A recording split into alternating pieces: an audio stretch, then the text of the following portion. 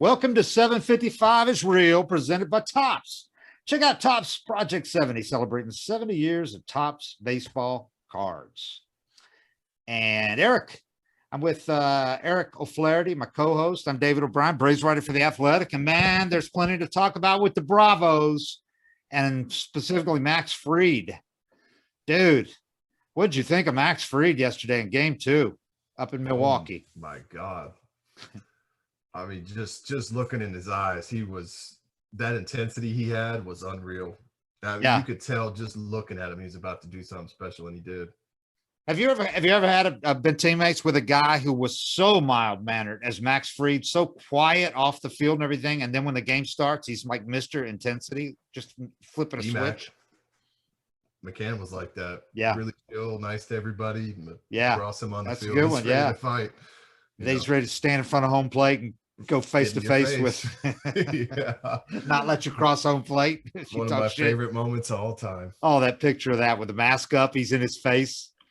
That's him though. He's chill all the time, but I mean, it's somebody cuts him off in traffic or something doesn't go his way, man. 0 to 100 in a hurry. But I mean, that's what you saw out of Fried yesterday. You know, he just came out with an intensity and aggressiveness that I think that shows just what a kind of, you know, what big games do for him, and something special about him is he always seems to rise to the occasion. I mean, this run that he's on right now, though, that started at the end of, it started July 28th in New York. I wrote about that today in Story because I remembered some comments he made, and I went back and found those during the game last night and asked him about it afterwards. And sure enough, it did start. And since that next start, beginning of the 1st of August, he has been the best pitcher in the majors. I mean, you could argue he has been the best pitcher in the majors. He had the best ERA in the second half, and that's even including some bad starts right out of the chute. So he's only gotten better as this thing's gone on. But his last 4 starts, and these have been huge games. Yeah. At San Francisco, when they had that little losing skid going in the series finale on Sunday afternoon, tremendous. A week later at San Diego, or not a week later, 5 days later, when they lost the suspended game, the conclusion of the suspended game, they tied it up, then blew it. Will Smith blew that game, and Max comes out that night and throws that CG, that Maddox, in under 100 pitches. That was the series they knocked the Padres out of contention, and then against the Phillies. when they're trying to clinch, and they sweep the Phillies, and he was incredible in that one. And then the 4th one in that run is yesterday against the Brewers. So he's been. You could go back and look at the annals of Braves greats, as many greats as they've had, and all the Cy Young Award winners they've had. You won't find many guys that have had a 4-game stretch like he's put together, especially not in as significant of games as he's done it in. No, every single one of them was a big game, and he showed up every single time. I mean, when he's locked in, dealing with 95 fastball, he could place it, mix it in his changeup, and a devastating curveball. I mean, and a slider. Yeah, and his slider, yeah. And a sinker. Everything's plus. Yeah. And I think the mentality to go with it, you know, he had that bulldog mentality that you always hear about guys. And it's strange because, like you said, he's off the field, he's pretty chill, you know. Oh, my, he's so chill. He's like, at a post-game interview, you can barely hear him. They have to turn up the volume. He saves it for the game. When he brings it right back down when he's after the game. He's back to this mode. But during the game, he's like, don't even look at me wrong. Yeah. I mean, he just attacks hitters. He's so aggressive. Yeah. It's tremendous. I asked Craig Counsell. I've known Craig since he was a rookie with the Marlins on the 97 World Series team I covered. Craig Counsell, he's become, I think, best manager in baseball. But I asked him about Fried after the game yesterday, and he said, the dude he goes, there's just so many strikes. He comes at you, but he doesn't give you anything to hit. They're all great. They're all so well located. And he's got like 5 pitches that he keeps you off balance. He's not, you know, he never gets down to having to throw 2 or 3 pitches. He's mixing everything right now. He even went and caught that foul ball off the third baseline between Dansby and Darno, and he just ran over there and got it. Yeah. You know, that was another thing that you don't see a lot of pitchers do, but his focus and intensity yesterday, when you see a pitcher come out like that and you're the other team and you know what kind of stuff he has, and he sends that message in the first inning, you know you're in trouble. I guarantee they don't want to see him again. Yeah, we haven't even talked about how good a hitter he is because it's like so secondary. But I mean, the guy's just right now. They got to lock this guy up, man. It ain't gonna be cheap, but they got to try to lock this guy up multiple years because, I mean, you got Charlie for 2 more years if you want him, at least 1 more year. You need Fried to build around. He's your guy, you know? Yeah. We thought it was going to be Soroka, and maybe it still will be Soroka, but there's big question marks, you know, with him coming back. But Fried's your guy, and he's 26, 7 years old, just coming into his own. There's no reason to think he can't do this for 3, 4, 5 more years. Yeah. He's had some At injury least. stuff. At He's least. had some injury stuff, but that's really the only question mark about him. I think and the blister thing's got it under control. The blister thing, yeah, but having the arm surgery early and all that, teams are always going to worry about that. But right. I mean, just the way he pitches and the stuff he has, it's Kershaw level, honestly. What he's doing and the package, he's a total package. So they get him for a good deal, man. I'd sign on the dotted line. Between the talent, the mentality, the intelligence. The mentality for me. Mentality and intelligence. And he's so intelligent, so cerebral, so intense, and so diligent. This guy works as hard as anybody, as a total perfectionist. And Charlie's rubbed off on him too as far as preparation. I was talking to Darno yesterday, and he said where before Fried might have tried to cram his between starts preparation like into one night, think I'd just do it all in one night, he would prepare, but he would do it like in one day. He's watched Charlie like spend the whole 4 days between that and do it, not cram it all in, do it kind of slowly but steadily and work on this and never don't leave any stone unturned, go over everything, do a little bit each day. And he's watched Charlie be methodical about that. And Darno said it's really rubbed off on him that Charlie's whole preparation between starts routine has really helped Max, he thinks. So, and they're going to have another year together. Gives you so much more confidence too, being prepared and knowing, if you're just showing up and throwing the ball when the catcher calls a certain pitch, it's all that stuff. It's the first swing percentage, knowing a guy swinging first pitch and all that little stuff that you can kind of get into detail on. When you throw the pitch, you just have so much more confidence and you're so much more convicted when you know it's the right pitch, not when you think it might be, but when you know it. And if you watched him pitch yesterday, he pitched with so much conviction. There was no doubt in a single pitch he threw. It was just pure attack mode. And as a hitter, when you got a guy coming at you like that, attacking you, not fidgeting around, not picking around the corners or something, but here's my best stuff and here it is. It's intimidating for hitters. And I just watching him yesterday, you could just tell they were overmatched. Before we go any further, should talk about this game 3, Monday in Atlanta. We're back in Atlanta now after splitting those 2 in Milwaukee. Off day today, Sunday. They had a workout. Really, it was an optional workout. So the Braves Snit basically gave them the day off, and which I think they've all appreciated. What are you going to do at this point? On a workout after coming back from Milwaukee, I think they benefit more from getting the rest. So they'll come back at it tomorrow. And the tricky thing is tomorrow. This is weird, man, because the game is scheduled for 1:07 p.m., which is a ridiculously early hour for a playoff game on a Monday. It's a holiday though. But if the White Sox win a game tonight, if they avoid being swept, it'll stay at 1:07. But if the Astros sweep the White Sox tonight, they will move the Braves game to 4:07. Which is a pretty big deal. If you're a Braves player, you're not going to know till tonight. I mean, pretty late, whether you're playing at 1 o'clock or 4 o'clock.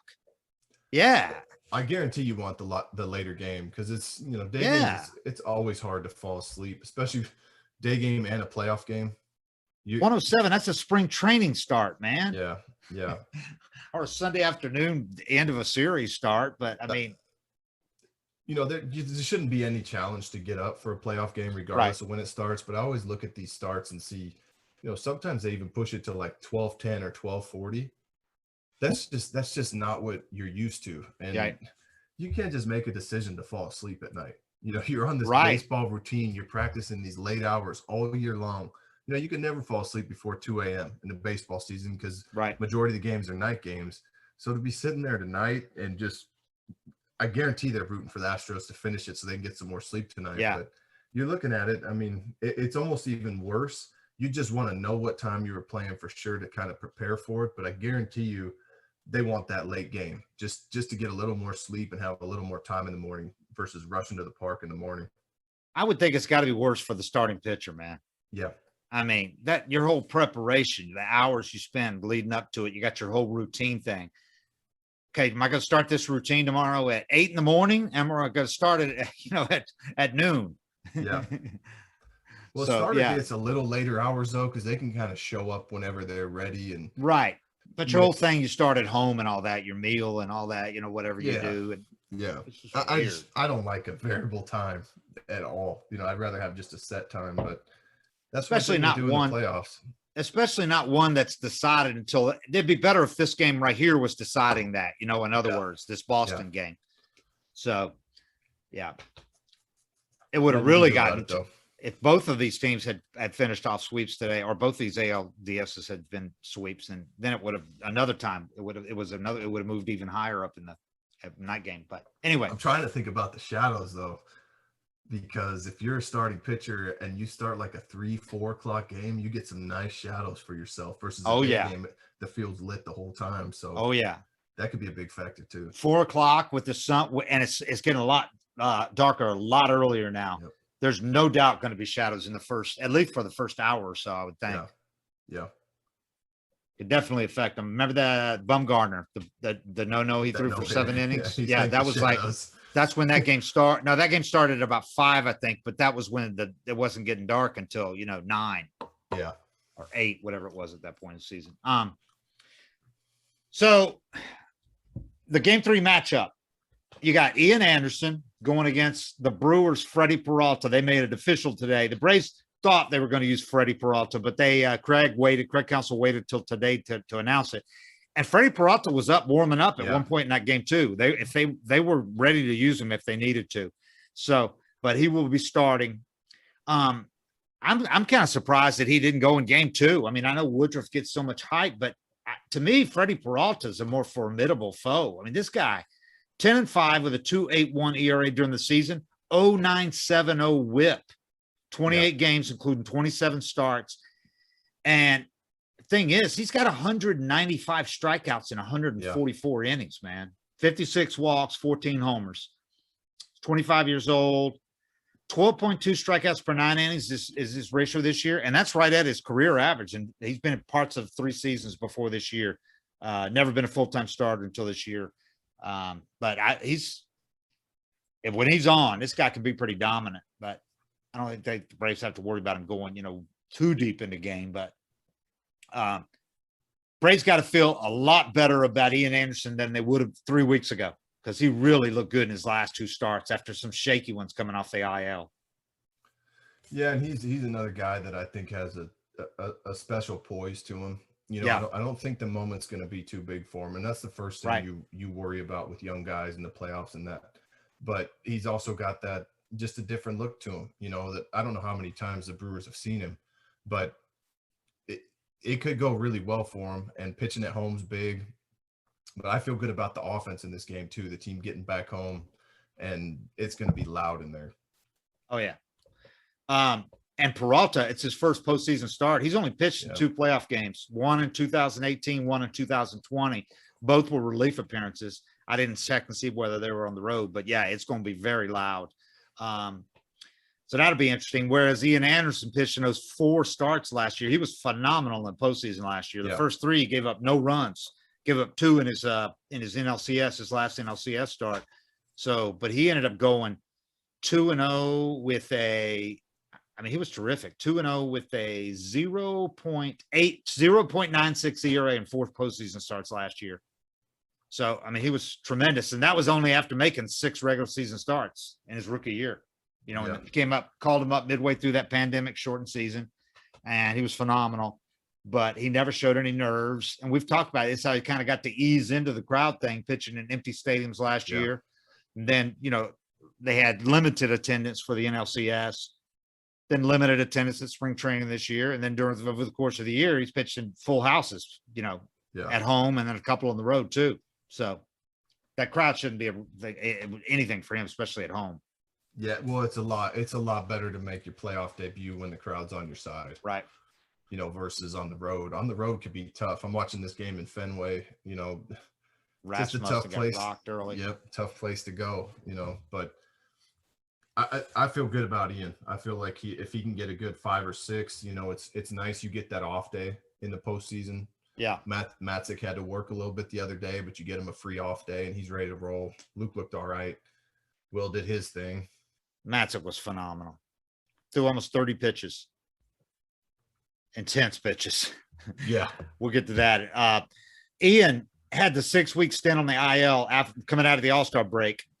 And that thing dragged on longer than people thought initially that it would. And then he was rough coming out of that. You were really worried going, he's just not going to be ready this year. I mean, that set him back too far because he had a 4.66 ERA. And remember, he gave up 6 homers in 19 innings in those first 4 starts back. And you're like, what is going on? Because this guy gave up 1 homer all last year, in his starts. But in the last 2, though, he looked like himself. 2.08 ERA, went 6 and 7 innings in those 2 starts. And gave up a total of 5 hits and 1 homer in 13 innings. So, I mean, he looks back to me. So, and that's good. I mean, those 2 have looked so much better than he did in those first 4 back off the IL. Yeah, and he's going to be the difference maker in the playoffs. If this team wants to go deep, they need him. I feel good about Charlie. I know he got the loss the other day, but pitched great until 7. They just didn't score. I mean, if he did that and the team scored 5, he's a hero. He pitched great until 7th inning. One bad pitch, hit a one guy bad and made a bad pitch. And then Fried did what he did. If he shows up with that mentality every time, I can't see anybody rocking him. But Ian's the guy that it's going to swing on. That number 3 spot. If he can do his thing, I can put this team up against anybody. Yeah, because there's big question marks after 3. You need to get some from those 3 and then go do what you can, piecing together a bullpen game or whatever you got to do. I heard some people say, couldn't you bring Charlie back on short rest for game 4 and then have Max on regular rest for 5? I don't think at 37, when he hasn't done it, that Snit is going to do that to Charlie. I mean, though Charlie would gladly do it if he asked him to, I don't think you can expect him to. When he's had these routines of his, he did it on short rest years ago in a relief appearance in the World Series Game 7 when he went 4 innings with the Astros. Yep. He's 4 years older now, and he hadn't done it all year, hadn't done it in a while. I just don't think he ever did it with the Rays. I just don't know think you can do that. And especially he went, 85 pitches in his first game. Pretty intense. Yeah. I think that would be it would reek of desperation. Maybe if you lost this game, if you lose tomorrow, then maybe you have to consider that. But but obviously Charlie has to be completely with that and go, and be honest and go, I can do it. I'm not worried about I can do it. But I'd put money on him being willing, Oh yeah. But he's got to be honest and say, can you do it and do it well? Yeah.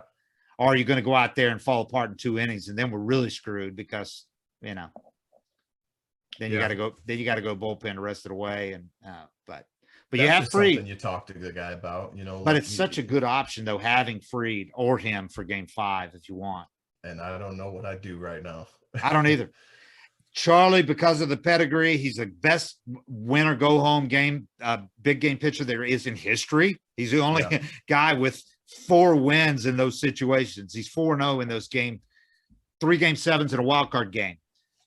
But at the same time, he's 37 years old, and Fried right now is unbelievable. So I don't think it's just a gimme. I mean, because whichever one you don't use, you'd have for game 1 in the next series. Yeah.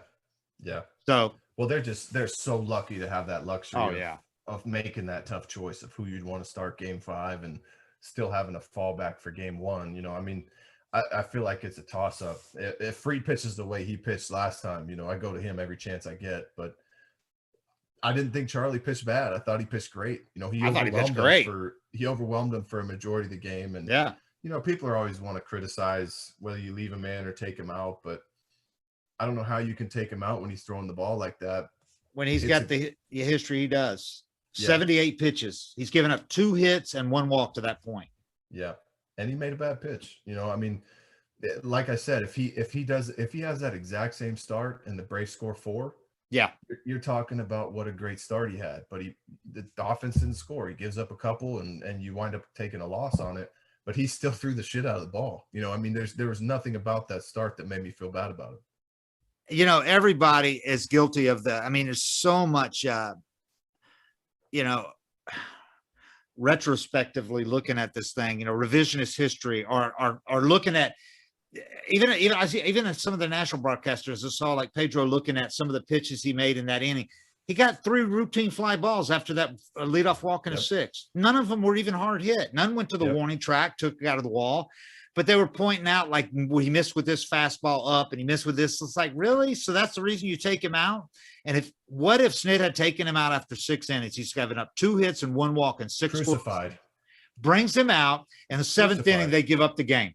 Yep. I mean, if anybody doesn't think that the reaction would have been even worse than it was, they're crazy, because it's been all year. So you're in a no-win situation there if you're Snit. But, I mean, I'm looking at that going, the guy's thrown 78 pitches. If you look at what he's done in the last 2 months, routinely thrown 90 to 100 and sometimes 105 pitches. You're going to take him out at 78 pitches with 2 hits and a walk and 6 scoreless innings? Because and then they said, well, yeah, but he hit the leadoff guy. You take him out. So he threw a fastball, hit him on a 1-2 pitch. That means you got to take him out. I just didn't get it. I don't know why people feel like they have to act like they're smarter than the manager by questioning that. I just didn't think that was, and I'm not defending Snit. I'm just saying I would not have taken the guy out. Well, it's hindsight's 2020, but I watched the Yankees Red Sox game. They yanked Eovaldi at 71 pitches. Yeah. And the Yankees couldn't touch him. Next guy, the only reason they got saved by that decision, I thought it was a terrible decision, just because there's his mindset. I watched that Mets the mindset in documentary. Playoff games these days. Yeah, but the thing is when a team can't touch your starter, they will take anybody on earth over the dude that's on the mound and mowed him down for 6 innings already. Yep. And the Yankees yanked Eovaldi, or the Red Sox yanked Eovaldi. The next hitter, Stanton, hit a ball 400 to left center, torched it. And if he was playing in any other park, it's probably a homer and blows the game. But then, bounces off the wall, Judge gets thrown out at home, and they kind of get off the hook. But when I watch those, just like the Snell thing last year, I just think of the offense's mentality where they can't hit the dude and they feel defeated. And as soon as they say thank you, that mindset change of we got a shot now is something I always want to avoid.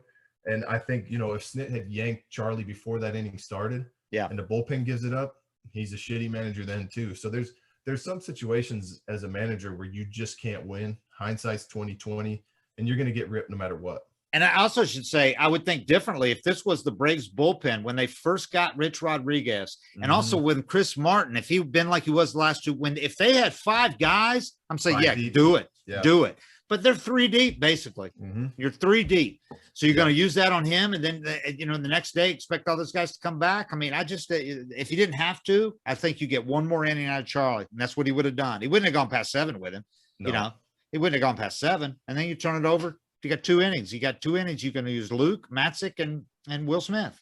Yeah. So, but anyway, it worked out for the Braves the next night to split this thing. But I just, I didn't understand how people, and if Charlie would have been at 90 pitches, that's also different. But we saw all year, we saw Snit give this guy the chance to go out, and it almost always worked for Charlie, and he appreciated it, And this guy routinely went 90 to 100 pitches or more. So I just, I don't question that one. That's just, managers are just going to get torched anytime a decision doesn't work out, but they never get credit when it does. And then he got torched again last night for taking Fried out, but it worked out. Yeah. But if it had not worked out, can you imagine what they'd be saying today? He screwed up both nights is what they'd be saying today. Yeah, with 2 different decisions in the same situation. Right. I had more problem with yesterday with him taking Fried out than I did with not taking Charlie out, to be honest. Yeah. He did say, if it had come up, if Charlie had come up to bat, or if Fried had come up to bat, I'm sorry, if Charlie had come up to bat, he would have taken him out, right? Yeah. If his spot would have come up. Yesterday, he wanted to get Jock Peterson a right-handed at bat. Yep. At a bat against a right-hander. And it almost worked, too. He got that hit. Soler takes it to the wall. Yeah. Soler hit that ball almost went out, man. Yep. And that 2-run homer, then you're not saying anything. No, that's just how it is managing. But Fried one surprised me more than anything. And I thought Snit would never concede or admit that it was the case, but I thought it was a little bit of a response to the previous day. I don't think he goes on social media and all that, but I think he was aware from the questions that he got in the interview room and everything that people were second guessing him or whatever. His rationale for taking Fried out was that sixth inning was very intense, that he thought he left it all out there. I thought Fried looked great in the sixth inning. I thought he looked like he could keep going, but he did give up the double. That was the first extra base hit. Yeah. And he gave up that double, but he got out of it pretty quick. But anyway, he gets through it in 81 pitches or whatever, and he should be fine to come back and game 5 if they want him. If not, then they got options. You got options, which you didn't have a year ago when there was no off days in the series, when the Braves would not have been in great shape. Difference. Yeah. It's such a big difference. The way that they stepped up yesterday, the Braves pitchers yesterday, because Charlie gave you a great game the night before, but yesterday Fried goes phenomenal for 6, and then you turn it over. Luke comes in and struck out 2 guys, and then they get 2 on base. Matzik came in, and I thought Matzik was just phenomenal. Anybody worried about Matzik and his past, the mental stuff and all that, he was pitching it was loud in there. And they've got, that place was rocking. And for him to get through that tells me he can handle any of this stuff now, because they had 44,000 people there, and they were all waving to things. And you got 2 guys on base, and he made some huge pitches, and he had to strike the one guy out twice because he got screwed on the 2-strike pitch. Was and he made it closed? Not yesterday. It was closed the first game and open yesterday. I couldn't tell much difference on the field. I'm sure you could, but it sounded just as loud to me yesterday. It was loud. Either way, it's loud. You get 44,000 people yelling. It's loud no matter what. But when that roof's closed, it's like it echoes and it's double in there. But either way, I kind of think about the same thing with Matzik all the time. Just haven't seen what the yips can do to a pitcher. Yeah. But it's crazy that the yips are that powerful, that he's been doing this for years. Yeah. And he's put it behind him, and you're still that's how powerful the yips are, where it's still like, is this situation going to be the one that kind of sends him back in there? But I'll say this about him: when he got those big strikeouts, he didn't fist pump, he didn't do anything. Yeah. That tells me his confidence is sky high, and he just expects to get out of those situations. And every time he's in one, man, he's a guy that I wouldn't take out if he creates a mess for himself. Yeah, I'd let him keep chucking, because his fastball is almost unhittable. And he threw some breaking balls for strikes yesterday too, some nasty ones. Yeah. And he's looking good. That was a huge jam he got out of that. Luke left him with 2 on. Mm-hmm. And then he creates his own jam, get 2 guys, and got out of another back-to-back innings. He threw like 26 pitches or whatever. And they were intense pitches. He got out of some, he quieted that crowd, because they were on their feet, man. And he shut them down with that strikeout, that last one. And Snick gets no credit for that. Making the right move, leaving him in there to clean up his own mess, having that feel, knowing he has balls and he can get out of jams. You don't get any credit for that. He had that one strikeout. He thought he had it. And, but he said he only thought he had it because Darno ran away. Because Darno started walking away. And then he was like, oh, it's not. So he kind of span and went back out and did it and threw another one. Yep. And that sucks, because then, in the back of your head, you feel like you just showed up the umpire and you're not going to get anything. Yeah, right. That can get in guys' heads too, where they're like, shit, now I got to be perfect. This ump's not going to give me anything. You yank a ball. But yeah, he never, especially for a guy that had the yips in the past, which is an anxiety thing, a thinking thing. He never seems to go back there, no matter how big the situation is. He keeps It's firing. Impressive. Because there are not many guys that have ever come back from it and kept pitching. It's usually the end. Yeah. First two Brewers reached against him in the 8th on a walk and a soft single. And then he goes strikeout, F9, strikeout against their 2 through 4 hitters, which was also important, because then he leaves. Will Smith starts with number 5, Yelich, who is not the player he was a couple of years ago, obviously. But Will Smith, instead of facing the heart of the order, he's facing, they always say that, the setup man sometimes throws a bigger inning than the closer. They don't get the glory, but having those part of the order. But having those 2 guys reach base against him, he had to get through the heart of the order instead of Will coming in and facing, their number 3 hitter. He starts with their number 5. Yeah, with Matzik's stuff though, I don't care who's up. If he locks in and he makes his pitches, Because his fastball, I don't think it gets enough credit, but he can blow anybody away with his fastball. And everybody knows he's throwing it.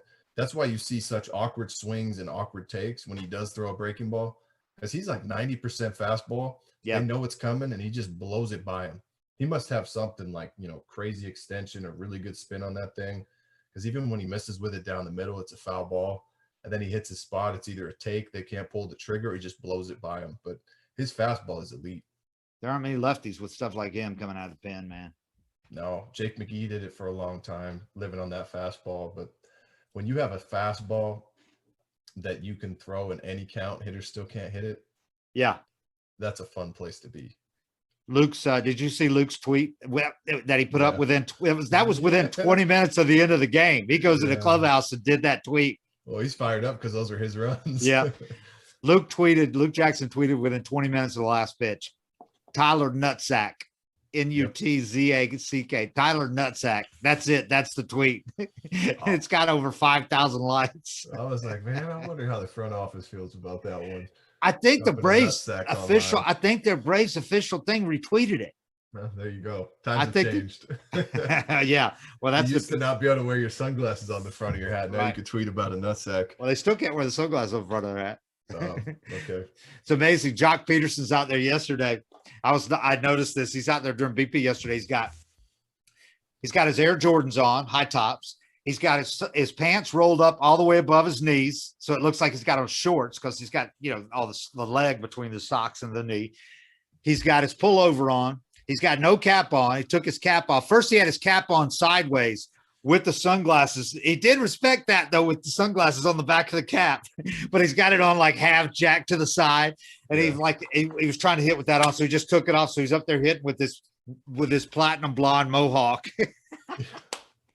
and like the three Braves officials are standing there. Terry McGurk, John Schuerholz, they're all standing there like 20 feet away while he's walking past. It was great. That stuff probably still catches their eye, but I think the organization as a whole has done a pretty good job of just kind of adjusting to the times and knowing, it's just a different game now, and you got to let guys have fun. But it's counterproductive to fight it, man, because you want these guys to have fun, and they're so relaxed, and this part of the whole vibe, and you don't want to disrupt that by pissing off a couple of them with some petty rule, Yeah, you want guys to want to play there. Yeah, especially when Jock goes out and hits a pinch hit home run. Yeah. It's October. That's kind of how baseball's been for the longest time, though. Is you can push a lot of limits if you're raking. 10 jacks, man. Zeros. Yeah. 10 postseason homers. That's the first one for anybody other than the Dodgers. Yeah. I seriously would consider giving him a start myself in place of either Duvall or Rosario. Duvall's really scuffling. Rosario laid down that bunt, but he didn't do much either. And Jock's going to give you as good or better defense, and who knows? He might run into one. I mean, he's got a postseason track record, but Snit knows what he's doing, knows how he's using them, and it's obviously working so far. Duvall is really struggling, man. He struggled last year in the postseason, and he struggled at the end of this season. I mean, I know he's capable at any time of hitting one out. Look at 113 RBIs, but he's scuffling. Yeah. That's one of those tough calls too. I mean, going with the hot hand in the postseason versus what got you there. Yeah. Do you go with the guy that, Duvall could go 2 for 3 with 2 homers tonight? Right. Or go 0 for 3 with strikeouts cost you. When a guy's cold and another guy's hot or another guy's got that track record, that's one of those tough calls. Yeah. I wouldn't enjoy being in Snit's position. It'd be easy if they had a lefty starter. Yeah. That'd solve it for you. That would solve it for you. As it is, they don't have any lefties at all. Right. So Fried, he got a 2-0 lead entering the bottom of the third, and you had to feel good about that at that point. They had the 2 runs. They had a Jorge Soler pulled that line drive double, dude. That was blistered. He blistered that ball. And by the way, did you see the foul ball that he hit? Yeah. Oh my God, dude. People from the Milwaukee were saying, I don't think I've ever seen a ball hit that high in that upper deck. Their upper deck is really high, straight up. And that thing was 3/4 of the way up the upper deck. I mean, it reminded the one Darryl Strawberry once hit out of Montreal when the roof was still open. Yeah. It went out of the roof there in Montreal. or if the roof was closed, whatever it was, they did not have a foul line painted up there. So now there's a line painted on all the way up on the roof at Montreal to show the foul, because that's where Strawberry hit one, and they didn't know if it was fair or foul. But that's what it reminded me of. That's how high and far it was. So that man can hit some balls, dude. Woo. Well, he's Darryl Strawberry plus another 20, 30 pounds of mass. Right. And no doubt. A big boy. So he hits that line drive double down the left field line. Freddie does what he does, RBI single. And then Ozzie Albies hits a double off the top of the right field wall that hit the yellow. If it goes literally another inch, it hits the yellow and bounces that way instead of bouncing. He had to hit the front of the yellow to come back. So he hits another inch, and it's a 2-run jack, man. As it was an RBI double. So you got a 2-0 lead, and you got to feel good at that point, because Fried, in his 10 of his last 12 starts during the season, he gave up 1 or no earned runs. 1 or few runs, 10 of his last 12 starts.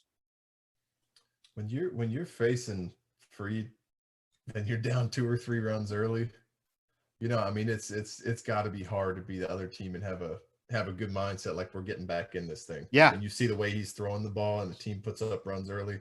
I always think that's so big. Whoever jumps out to that early lead in the postseason, you look and you got an ace or a number 2 on the mound that's locked in. That's so big for the rest of the game, just to kind of just set the tone. Yeah, and jump ahead early. It seems like those games he did set the tone, and then this guy's giving 2 runs, and it's like, well, especially if you're feeling like that and you're free and you get a little run support. Yeah, you're like, oh, that's a wrap. Because he wasn't getting that earlier in the season when he was pitching great. He had a lot of games there where he pitched great and got no decisions or even a loss. Mm-hmm. That game I was talking about, July 28th against the Mets, that's the game where he decided. He gave up 4 singles and a walk in an inning early in that game, only 1 run. And he said, in the past, I would have tried after that inning like that, I would have tried to strike everybody out and avoid contact. And he realized he could just keep making pitches and let him put it in play. And from that point on, I said, did you follow that approach since then? He goes, yes, I did. He goes, and he said, absolutely allowed him to get deeper into games because he stopped trying to strike everybody out. He's had a couple of 9 strikeout games like that one he had 2 days ago, or yesterday. But for the most part, he strikes out like 5-7 guys. Yep. But he goes deep. Yeah. And the two 9-game Maddoxes that he threw under 100 pitches, he only had like 4 strikeouts. Yeah. I mean, it's not a coincidence, you know? Well, that's something for him to remember, though. And that's just another sign of maturity is he doesn't have to strike guys out. He can get weak contact. Yeah. If you watch his fastball, one of them sinks, one of them tails, one of them cuts. He goes inside, the ball cuts in on the righties. He goes away, it sinks away. Sometimes he goes middle and it rides up. Yeah. You know, if he pitches with his fastball and pitches to contact, he's still going to get swings and misses, but he can get a ton of weak contact, pop-ups, ground balls. And that's what he said. That's what he's looking for. Weak contact. That's probably stuff that you know, watching Charlie pitch and being around Charlie, he really learned too, because everybody blows up when you strike out 10. But going 8, I mean, that's just as big. Because Ian Anderson's had a couple of those games where he struck out like 9 guys. And going 5. And he didn't pitch. Yeah, he threw 90 pitches in 5 innings. Yeah. And Max has realized that he can go 7 to 9 innings in under 100 pitches when he's pitching a weak contact, trying to get those early and count ground balls or pop-ups, early easy flies. He's got the 4-seamer, the sinker, the slider, the curve, the changeup. I mean, and he can throw them all, man. Yeah. And he does use them all. So, he's got that going in that game with a 2-0 early lead. And then Austin Riley adds the bomb. Austin Riley is just silencing critics each day that are wondering when it's going to end for him, when he's going to revert to the old Austin, because he's not. I think this is the guy now, you know? He's too smart. If you watch those clips when he went on MLB Network and talked with DeRosa about his swing and the adjustments he's making, understanding what, you know, if he pops a ball up, what that tells him about his swing, being able to hunt windows. When he said that, I was like, shit, I haven't heard that before. But hunting windows, you know, looking down and away and anything in that area he's swinging, because you'll see him get locked up. Yeah. You know, fastball in or fastball away, sometimes a strikeout looking. But when they throw it in the window he's looking at, it seems like he doesn't miss. Yeah, that's Mike Brumley. That's his working with Mike Brumley. He's like channeling him, man. That guy's locked in with him. He's been a godsend for him. Yeah, that stat was 2 or fewer runs Fried allowed in 10 of his last 12 starts during the season, and only 2 runs, 1 earned in 23 innings in his last 3 starts. So then add 6 more scoreless on top of that. He's given up 1 earned run in 29 innings in his last 4 starts. His ERA is like 0.3, man. He's 4-0 with an ERA like 0.31. I put the stat in. It was like, I had to add it up like 3 or 4 times to make sure I wasn't missing something. I mean, with 26 strikeouts, I got here 1 walk in 4 starts. 1 walk. When you're on a run like that, you just feel invincible. There's no anxiety, there's no second guessing, and you're just free and easy and just firing and attacking hitters. That confidence just builds and builds. He's in a good place. And I went back and looked at the strikeouts in that game yesterday. First inning, he struck out Adames on a 94.8 four-seamer. Second inning, he struck out Garcia swinging at a slider. Third inning, struck out Pena swinging on a slider. Fourth inning, Fried gets Yelich looking at a 1-2 95-mile-an-hour sinker to end the 4th inning. He struck out 3 of 4 batters in that inning. 2 of them were looking. Adames struck out on a 3-2 96-mile-an-hour four-seamer. Escobar swinging at a 95-mile-an-hour four-seamer. Okay, so he was through 4 scoreless innings in 55 pitches with 6 strikeouts, no walks, 2 singles. 5th inning, struck out Pena on 3 pitches to end of a 1-2-3 5th. It was his 7th strikeout, and that was his first with a curveball. Yeah. With how great his curveball is, that was his first strikeout with a curveball in the game. But they know he has it. Yeah. Those strikeouts looking on the fastball, that's them respecting that devastating breaking ball. And if he's firing, I mean, I can't imagine trying to cover as many pitches as he has. Yeah. With that velocity too. Yeah, he's in the zone right now. Then in the 6th, he gets old friend Jace Peterson, he had a pretty good year for the Brewers. Yeah. And big hits. He popped out to start the inning. Then he struck out Colton Wong, and then Adames doubled. That was just the 3rd Brewer to reach base and the 1st to get past first base. That makes it tough, man. Who do you throw in Game 5? And then he brings up Escobar. They bring up Escobar, and he strikes him out on a swinging on a 2-2 95.7 fastball to end the inning. I mean, it was phenomenal. He was so good. I just can't get over if you watched him walking around the mound, the look in his eyes, the intensity, the confidence. Yeah. If you're another team and you're Jose Fernandez used to be like that when he'd come out and pitch against you and he'd have 6 strikeouts through 3 innings or something like that. But you'd see his body language walking around the mound. Scherzer stalks around the mound. Scherzer, that's actually who Fried reminded me of yesterday. The way he was just stalking, walking in that circle after a strikeout, like he wasn't done yet. Like he was just feeding off of this. He loved it. Guys that embrace the moment like that.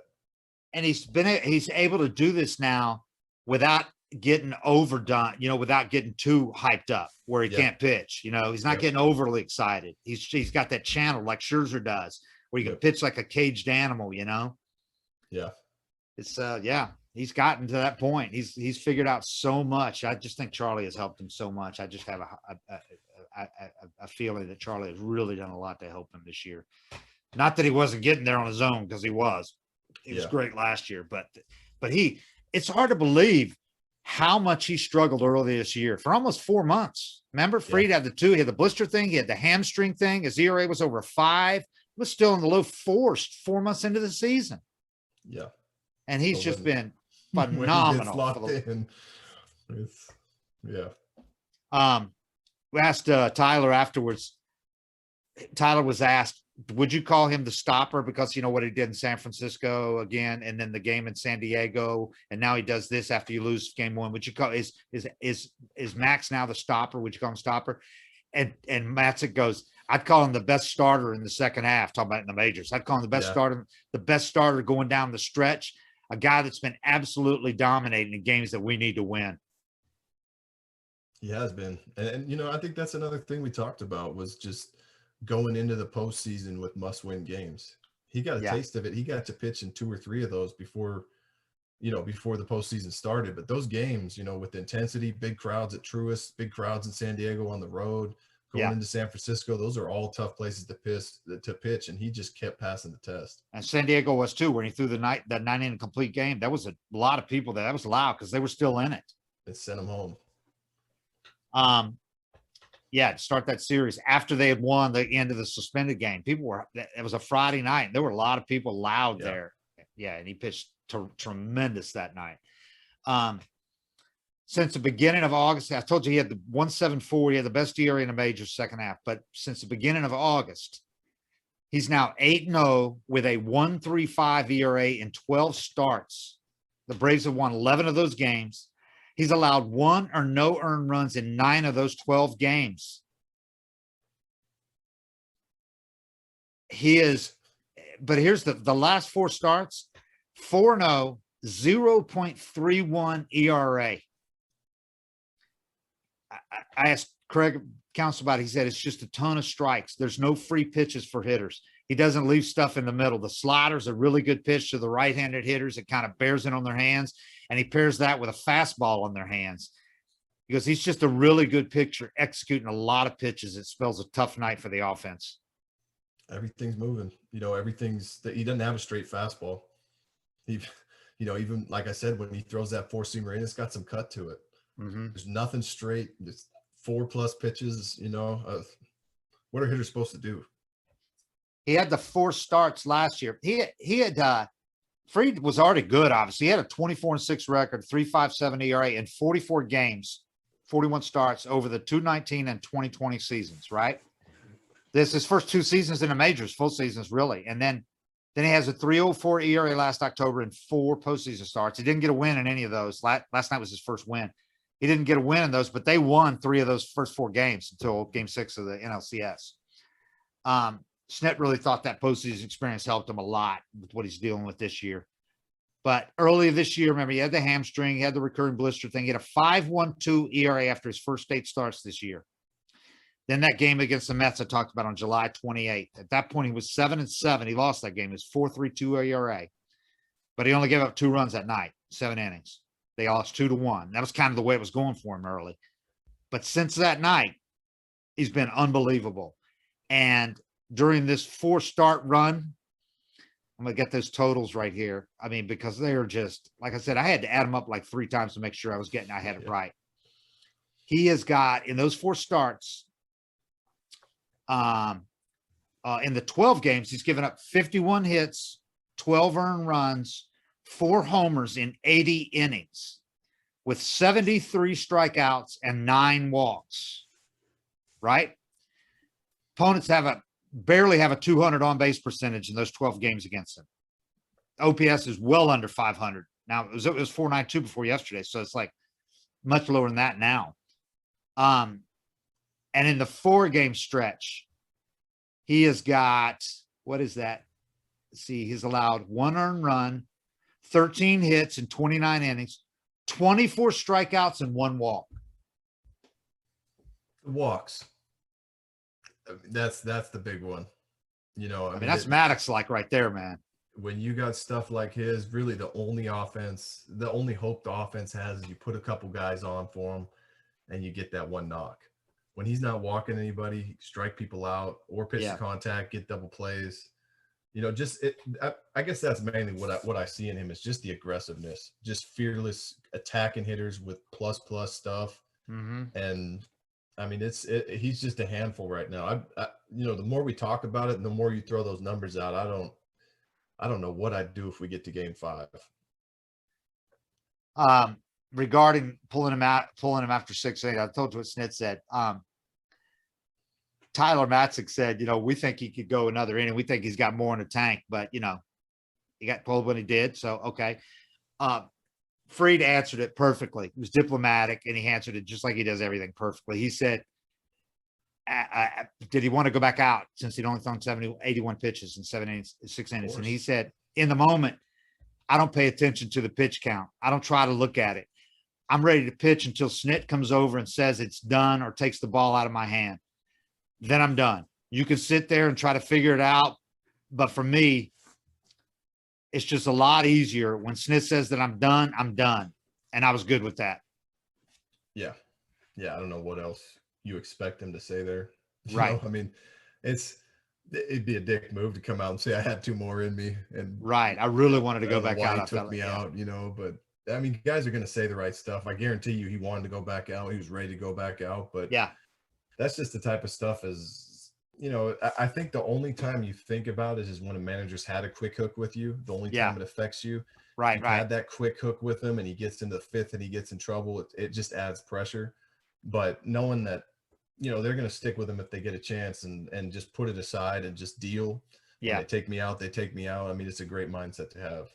Matzik said, we read those stats to him. Matzik said, and I mean, we trust him as a team. We want him to go another inning. Understood that he did his job, but I think this guy has got more in the tank, and I think he could do something real special as we go down the stretch. In other words, he's looking at a start later in this postseason when, hey, maybe you leave him in to go 7 or 8 innings and see what he does. Yeah.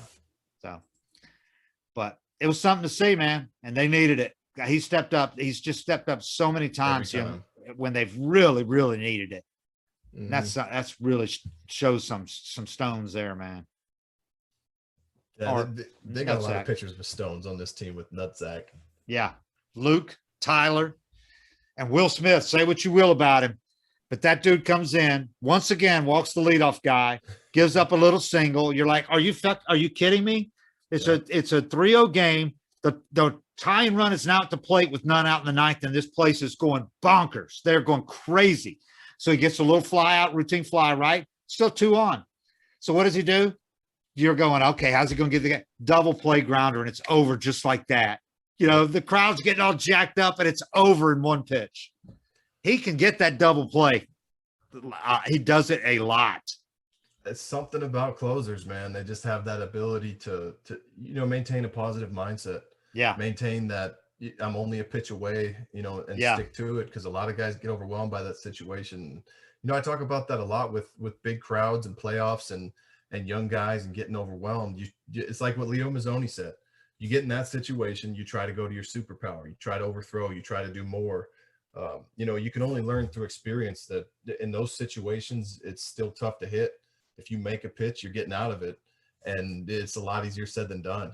It takes a special guy to be able to remain calm and just keep making pitches and not try to do too much. And that's something most closers have. And give Will Smith all the shit you want. Even in San Diego, man, he stayed calm in what looked like a impossible situation to get out of. And he bases loaded, none pitches. Out.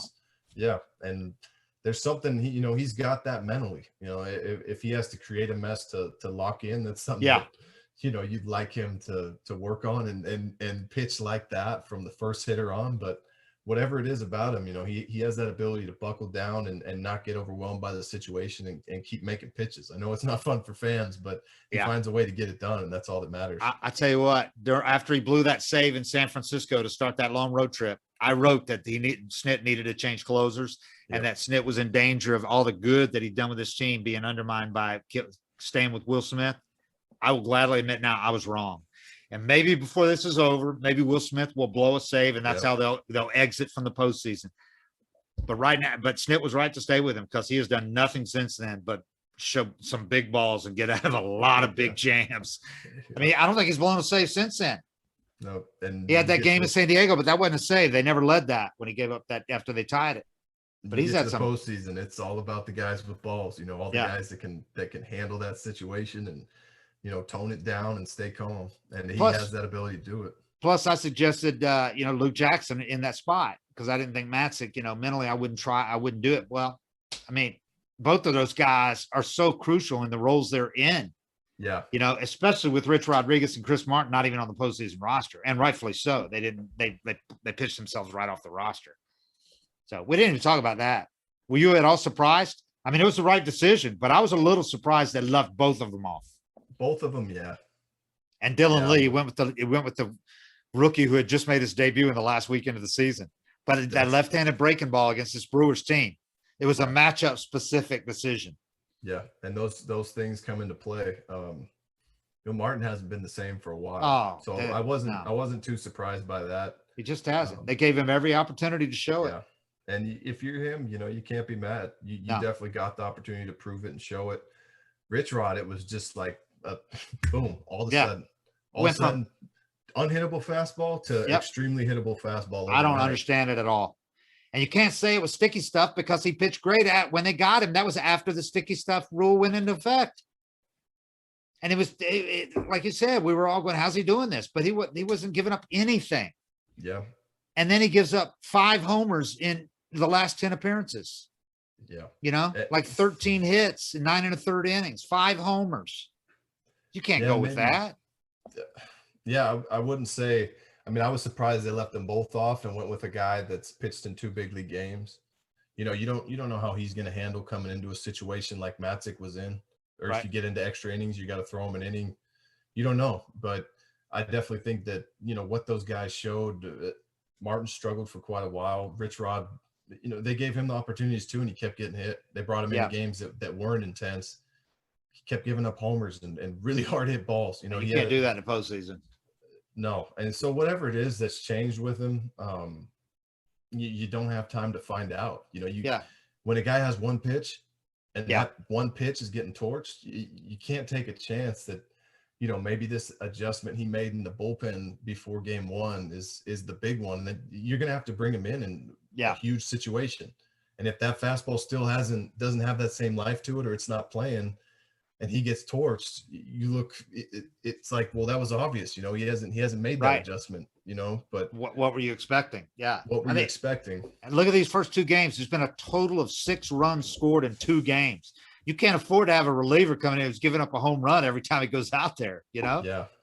And the days off, having 2 guys that can go deep in games. Yeah. And the days off, they only went with 12 pitchers, where the speculation was, would they go 13 or maybe even 14?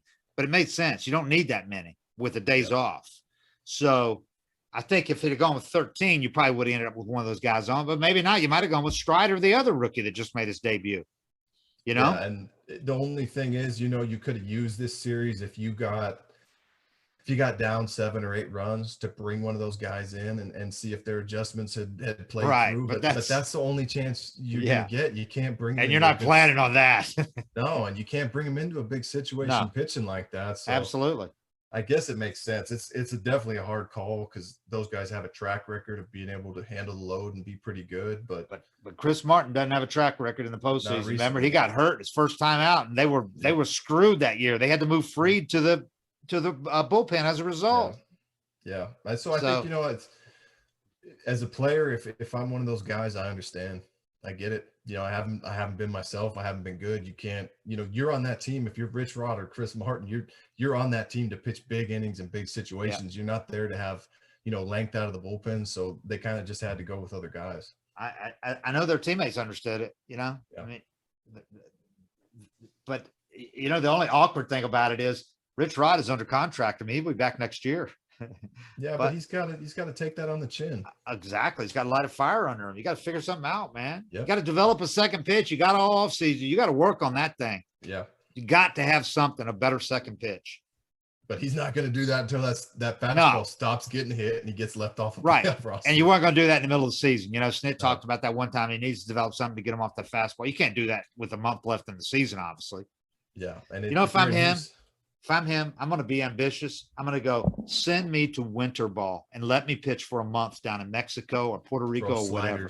Throw 1,000 fucking sliders, you know, sliders, change ups, whatever. But do something. I mean, you got a chance to take ownership, man, of this situation. If you want to avoid the same thing happening next year, you got to mix it up. Well, I tell guys that all the time too. You know, like with my career, I had 5 straight years where I could just throw a sinker and it's a ground ball every time. Right. And then I hit that same button and that thing was in the gap. Right. And it's, you know, it's a tough adjustment to make, and it's not one you're going to make until you get hit.